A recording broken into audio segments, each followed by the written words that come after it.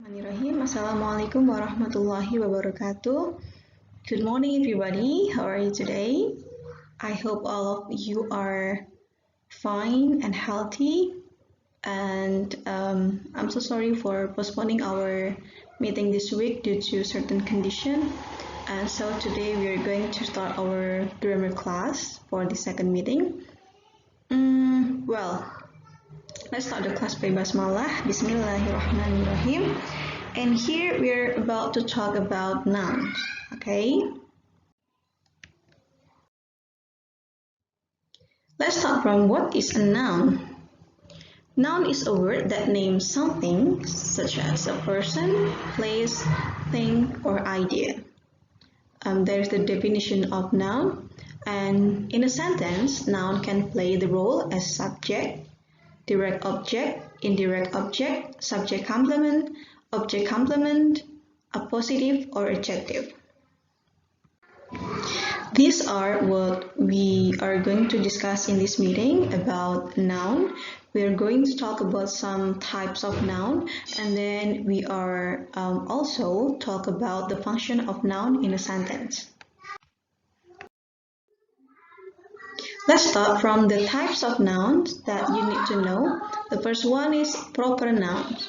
Proper noun is a specific name of a particular person, place, or thing. Proper noun always capitalized in English, no matter where they fall in a sentence.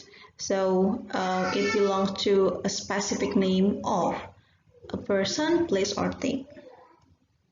For example, we have Rome, a name of a city, Greece, name of a person, and Pizza Hut, a name of a company. Let's see, we have an example here. Adam asked his uncle if he could stay for dinner. Here you can find that Adam is the proper noun. Right, different from proper nouns, common nouns is talking about the generic name of a person, place, or thing in a class or group. Common noun is not using capital letter unless they begin with a sentence. We have some example like girl or friend. From this sentence, we can find some proper noun like friend here and diamonds.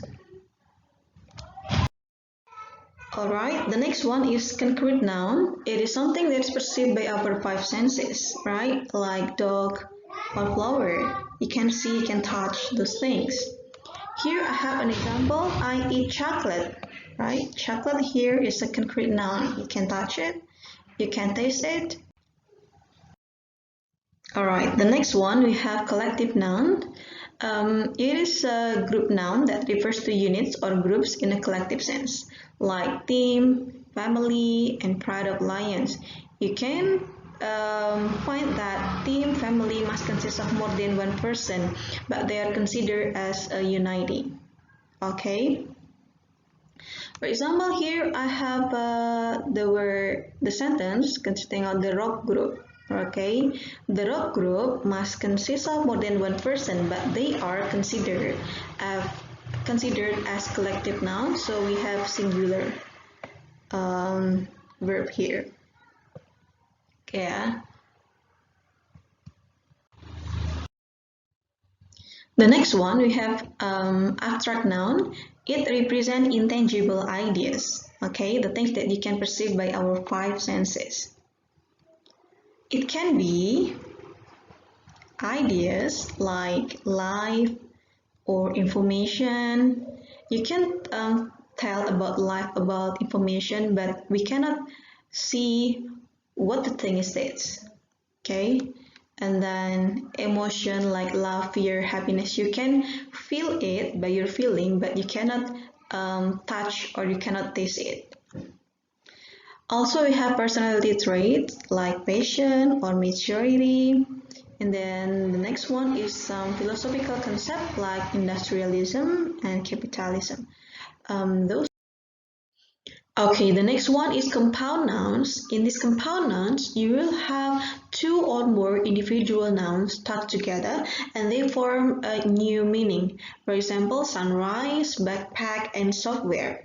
Here we have four forms of compound nouns. The first one is open. It is when the words are separated each other, like ice cream and living room. Then we have close, like notebook and fireman here. We also have the type of hyphenated, like long-term mother-in-law, runner-up. So the words are hyphenated. And then the last one is we have the ing form, like chewing gum or spinning wheel. Those are about. Then we're gonna talk about countable nouns. This is about nouns that can be counted. Even sometimes the number is so huge, it's a big number. It can be singular or plural. Okay. In a sentence, usually it comes with this determiner and also quantifier there, like a or an, the, some, any, a few, and many. These are the common quantifier and also article that comes with countable nouns. For example, apple and books. You can remember that countable nouns can be singular or plural, so they will have singular form and also plural form. For example, here I have the example book. Yeah. It has the plural form of books here. I need some books to read. Then what about uncountable noun? They are nouns that come in a state of quantity which is impossible to count. Okay, they are always considered to be singular. Okay, and these are the quantifier that usually come with countable nouns: some, any, little, and much. You can also have lots of or lot. For example, water and air. Here I give you an example. I need much love. So love can be a noun in which it is uncountable. The next one is possessive noun. Okay, they are nouns which possess something. Usually we have apostrophe, yeah, apostrophe and s. This one. Usually we have apostrophe and s. For example, the cat's toy was missing, so this one is a possessive noun. Next, we are talking about plural nouns. When we are dealing with countable nouns, then we will have singular and plural forms. Here we are going to have a look about plural nouns. So the very common rules are by adding s after the noun, after the singular noun. For example, cat become cat. The next one, you can try to remember this one. If the word or if the noun is ended by these letters, then it is added by es. For example, trust become trusses. If it is ended by s or z, okay, it can also be doubled. Okay, so for example, guess become guesses. Guesses, yeah, because it is doubled, then we have what is it? The suffix es, guesses. The next one, how if the word is ended by f or v. For example, wife. So we're gonna have like this. Wives. It's from v becomes v. Wife become wives. Except now we have some exceptions. We have some exceptions here. For example, roof, believe, chef, and sheep. And then if a singular noun ends in y letter, like city, then we're gonna have the suffix of ies. like city becomes cities. This next one, we still have some rules there. In cities, we add IES here, but if it is ended by Y, but before Y is a vowel, then we can simply add S only. Ray becomes race. Okay, if the singular noun ends in O, okay, so we add ES, potato becomes potatoes. We have some exceptions there for photo and piano. Okay, if the singular noun is ended by us, okay, or us there, then we make it into we change it into I. From cactus becomes cacti. Another example you can find like alumnus becomes alumni. Next one, if the singular noun ends in is, okay, is, then the plural form is added by is. Analysis, analysis. It's quite a lot, yeah. Next one, if the singular noun ends in on, then we make it into a. Phenomenon, phenomena, phenomenon, phenomena. So if you want to talk about one phenomenon, only one, so you say phenomenon. But if there are more than one, you can say phenomena. Okay, and some words don't change. Okay, some nouns don't change. For example, sheep and serious. And also you can find like deer. Now then, how to differentiate the singular and the plural? We can see from the context. Okay, we can see from the context. Mark caught one fish. Okay, it is simply mentioned one, but I caught 3 fish. Not fishes, yeah, it's still fish. Okay, so you can see it from the form of the sentence. We have also some irregular nouns like child, children, goose, geese, man, men, woman, women, tooth, teeth, foot, feet, mouse, mice, person, and people. Those are some examples of irregular nouns. Then noun can be derived from other part of speech, and also it can come from another noun. For example, you can find here, we can see the change from verb into noun. From speak become speaker, develop into development. So they have different part of speech and also different meaning. Noun also can be derived from adjective, from patient becomes patience, and then beautiful becomes beauty. It also can be derived from another noun, like from friend into friendship. You can notice here that the chains include suffix adding. Okay, like development, and then patience. For this one, I think we eliminate the suffix, and then for this one we have ship.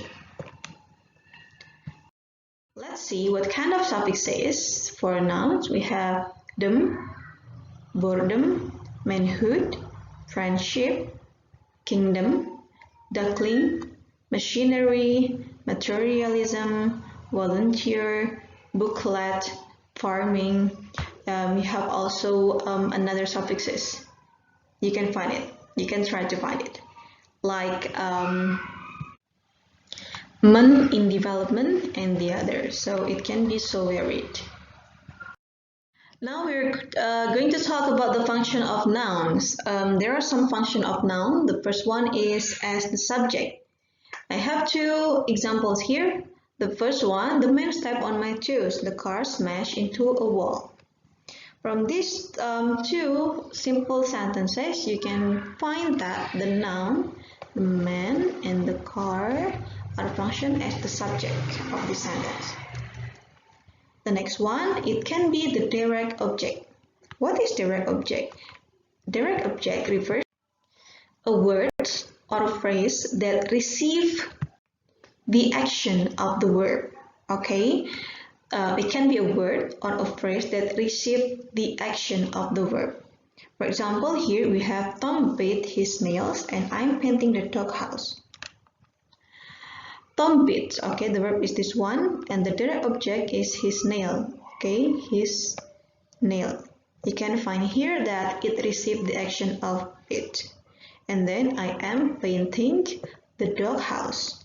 You can find it that the doghouse received the action of painting. Okay. The next one, noun can function as an indirect. If the direct object it received the action of verb, then indirect object it received the direct object. Okay, so indirect object it received the direct object. Let's find it from the example. The mother was cooking her family a seafood dinner. Okay, let's analyze this sentence. The mother was cooking. Was cooking is the verb. What is being cooked by the mother is a seafood dinner. Okay, so a seafood dinner is the direct object and the indirect object is her family because her family received the direct object. Let's see another example. Jack sent a letter to his parents. Jack sent is the verb, a letter is direct object, the thing that received the actions of verb, and then to his parents. Here, parents are the indirect object. So that's the difference of direct and indirect object. Next one, noun can be the object of preposition. Okay, I think it's quite clear for you. Joe broke his nose in a fight. Behind the girl. Right. Okay, let's see another example of noun function. Next, noun can function as a subject complement. The example is Mary is a teacher. It normally follows the linking verb like to be, become, or seem. Also, you can find it like appear. So, Mary is, we have to be here, a teacher. So, in this sentence, a teacher acts as the subject complement. Mary is a teacher. Next, nouns can be object of complement. Now I pronounce you husband and wife. Usually it comes after the words which closely related or have the similar meaning with making, naming, or creating. Here you have pronouns here. It can also like declare or I name or the words with the similar meaning with those things, making, naming. Okay, then we have noun as appositive. Yeah, appositive is an additional information in a sentence. Usually, it comes between comma. For example, my brother, comma, Michael, comma, is 6 years old. So in this case, Michael is only additional information. Michael and my brother belongs to the same person. The last one, noun can be a modifier, or some people call it as an adjective. Noun can function as an adjective to modify another noun. That one looks like a mountain goat. Goat is the main noun and mountain is the modifier. So it can modify a noun. Mountain goat. Now here I give you a simple topic. when you are not really sure about what kind of part of speech is the word, you can try to open Cambridge Dictionary. Here it's quite complete. You can find the word, okay, and then you can find the class of word. Oh, it is a noun. And then you can find whether it is countable or uncountable. You can also listen to the pronunciation, the UK version and the US version. Okay, this dictionary will give you a very complete explanation about a word. So love, they can be a verb, they can also be a noun, and they will give you quite a complete information about that. I suggest you to use this dictionary. Okay, class, that's all for our meeting today. Thank you so much for your time.